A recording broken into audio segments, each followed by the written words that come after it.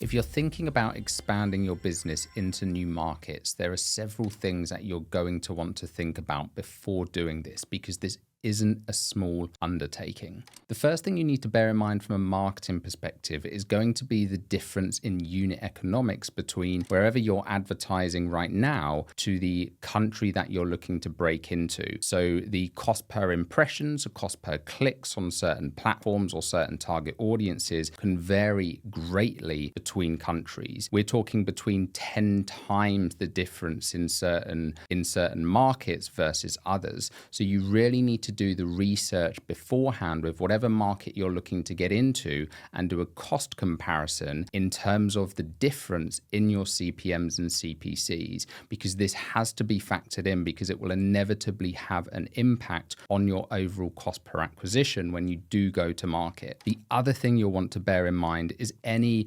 localization exercises that you need to do. So for a lot of websites, whether you've got a service-based business, whether you have an e-com store, there's lots of amazing technology now that has built-in localization, language translations, and things that can make it much easier for you to sell in other countries. However, you have to think about your whole ecosystem. So if you have email marketing follow-ups, for example, you'll then want to look at some ways to get your emails translated, because it's all well and good having your front end and your website translated into a local language. But then if your customer service, if your account management, if your email marketing is in a different language, there's then a complete disconnect when it comes to the fulfillment of that customer. So you have to factor in the costs, whether that be to have a localization company come in to support you with that, or whether that be in terms of the tools or tech stack that you'll need to invest in to get those elements set up on your website and on your backend systems. You'll also have to factor in any operational considerations, right? Like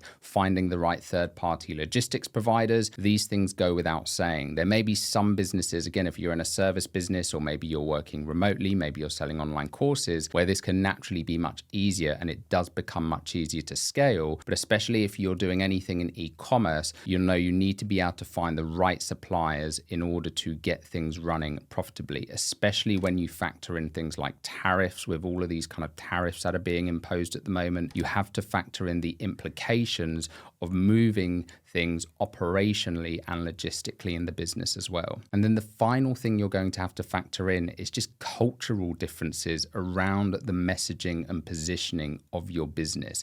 This is where it's always good to have an advisor in the country that you're actually looking to break into, and making sure that you understand the market differences, the cultural differences intimately. So this can come down to the actual way you position the brand, to the messaging that you have on your website, even to the kind of marketing materials that are actually going to work in the countries you're selling into. Because even if you've got a bunch of amazing marketing assets that are working really well for you right now, you might find that when you try to go into a new market, the current marketing assets just do not perform. So this is a really important element to explore. Another thing you'll find, even with the website itself, sometimes there are just real differences in what is perceived to be an acceptable user experience in some countries versus others. I was actually having a conversation with a client the other day about the difference with Japanese websites to websites in the US or the UK, where in the US, the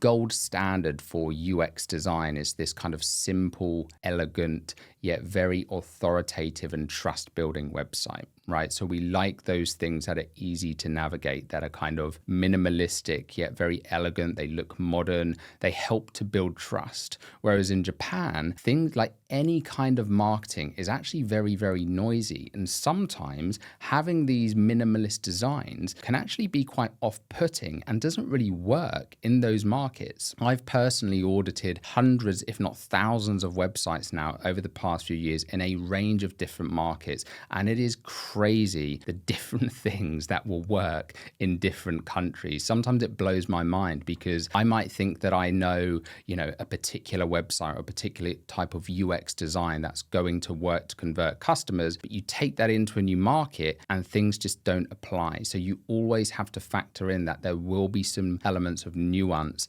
that don't always apply in different countries.